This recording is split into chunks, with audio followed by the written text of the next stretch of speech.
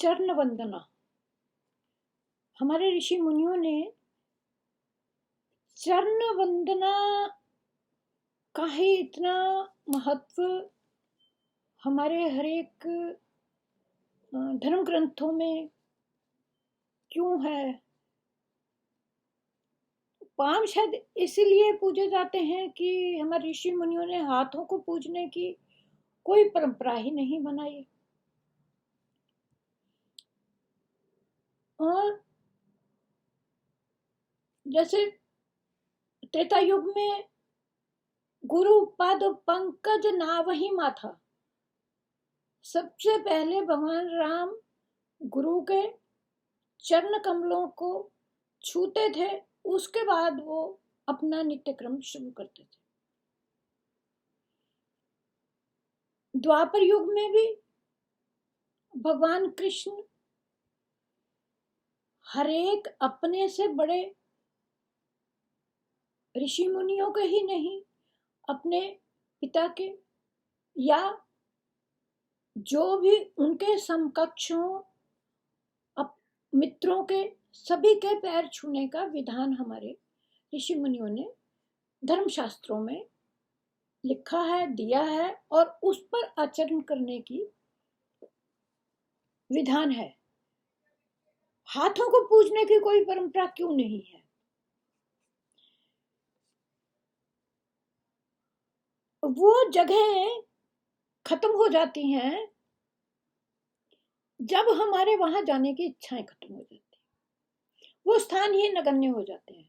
ऐसा समझो, जगह खत्म हो जाती हैं जब हमारे वहां जाने की इच्छाएं खत्म हो जाती हैं, डिजायर नहीं रहती, कोई आकांक्षा नहीं, जाने ही नहीं चाहते, वो रास्ता ही छोड़ देते हैं। लेकिन जिनकी इच्छाएं खत्म हो जाती हैं, वाइस वर्सा, जिनकी इच्छाएं खत्म हो जाती हैं, फिर वो वहां कोई आना ही नहीं चाहता।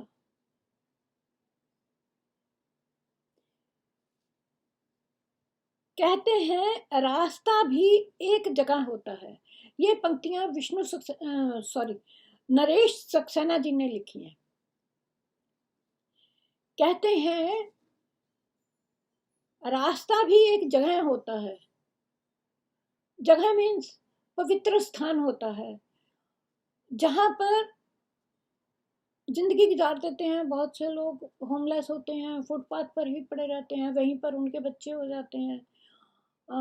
20 साल पहले मैंने देखे हैं ऐसे कुछ लोग जो गड्ढे वाले बोला करते थे उनको, वो उनके जीवन यापन उन्हीं स्थानों में, उन्हीं गड्ढों में ही हो जाता है, वहीं ब्याह शादियां, जन्म मरण सब कुछ वहीं हो जाता है। तो रास्ते भी वह जगह होता है जिस पर जिंदगी गुजार देते हैं लोग। और रास्ते जो हैं, हम रास्तों पर पैरों से चल के जाते हैं, हाथों से तो चलकर नहीं जाते। तो हमारे ऋषि मुनियों ने इसलिए ये कहा है कि पांव छूने की परंपरा को इसलिए महत्व दिया है कि ऐसा ऐसा क्यों नहीं कहा कि उन्होंने वेद, उपनिषद और धर्म ग्रंथ और महाभारत और ये लिखे हैं, तुम भी लिखो। वो तो पॉसिबल नहीं है ना। हर एक इंसान की अपनी अपनी अपनी क्षमता के मुताबिक ही लिख सकता है। तो हाथों को पूजने की परंपरा इसलिए नहीं है, पैरों को पूजने की परंपरा इसलिए है कि हम जो आदर्श उन्होंने हमारे लिए स्थापित करे हैं, हम उन आदर्शों पर चले। जैसे गुरु पद पंकज नावही माथा, जो भगवान राम करते थे हम उसको तो फॉलो कर सकते हैं। और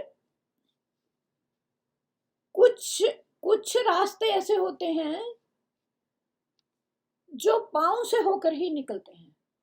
जैसे कोई मंदिर है, मस्जिद है, गुरुद्वारा है, तो हम पांव से ही तो चल के जाएंगे ना, हाथों से थोड़ी चल के जाएंगे। और हम अपना इस बात को इस बात को अहोभाग्य समझेंगे कि अगर हम पैरों से चल के उन पैरों के रास्ते जा सके, उनके फुटपाथ्स को फॉलो कर सके, जो वो आदर्श हमारे लिए स्थापित कर गए हैं, हम उन रास्तों पर चल सके। और रास्ते पांव से ही होकर निकलते हैं। पांव शायद इसलिए पूजे जाते हैं कि हाथों को पूजने की कोई परंपरा हमारे ऋषि मुनियों ने नहीं दी। शुरू से ही हमारे यहाँ शेक हैंड की कोई परंपरा ही नहीं थी। आज जो है ये कोरोना महामारी जो फैल गई, ये कोई नई बात नहीं है। हमारे भारत में जो हमारे से भी बड़े लोग बैठे हैं अभी, उनके लिए ये कोई नई बात नहीं है जो ये आज करने जा रहे हैं। जी नमस्ते करो, 6 फुट की दूरी रखो। दूरी तो हम अपने बुजुर्गों से उस समय भी रखते थे, कोई उनके बराबर जाके बैठता ही नहीं था। बड़ा आसन ऊंचा दिया जाता था बड़ों को, बुजुर्गों को, ऋषि मुनियों को, गुरु को। कोई महात्मा हमारे घर में आता था तो खुद हम उनके चरणों में ही तो बैठते थे। बुजुर्गों के बराबर सोफे पे बैठने की कोई परंपरा ही नहीं थी।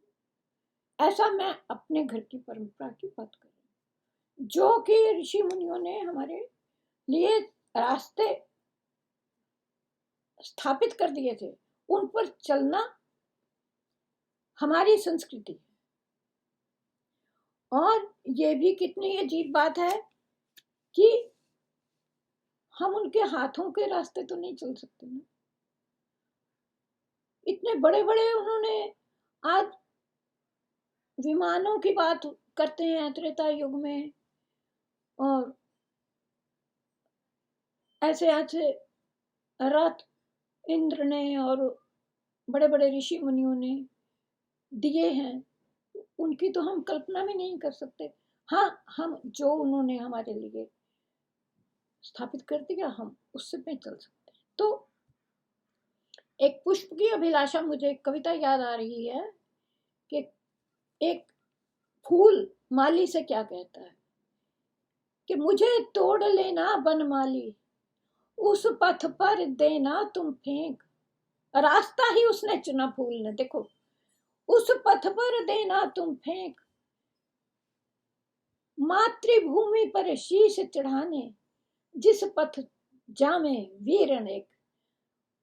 उसने यही कहा कि जिस पथ पर मेरे सैनिक मातृभूमि की रक्षा करने के लिए जा रहे हैं, हाथ का वर्णन वहां नहीं है, चरण वंदना का ही वर्णन है। मंदिर में जाते हम पहले सीढ़ियों को क्यों छूते हैं? क्यों? कुछ हमारे परंपरा है, परंपरा नहीं भी है, ऑटोमेटिकली हमारा सिर अपने बुजुर्गों के सामने झुक जाता है। हरिओम तत्सत, हरिओम तत्सत।